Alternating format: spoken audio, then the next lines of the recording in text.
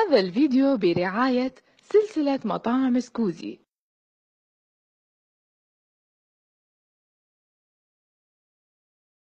نحتاج احنا كلاعبين الاستقرار مع الكادر التدريبي. أتمنى من كل الجماهير العراقية الدعم للكادر التدريبي خصوصا هذه الفترة. الصراحة الإقالة مو من مصلحة المنتخب العراقي، أنا مع الاستمرار مع الكابتن راضي السنيسي في هذه الفترة.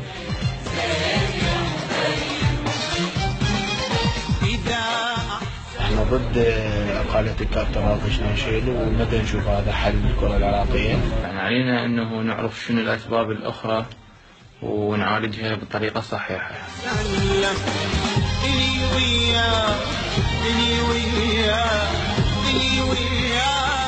حقكم انتم راضين وزعلانين عن النتائج، لكن الاستقرار ضروري سواء كان راضي سنيشل او اي مدرب ثاني.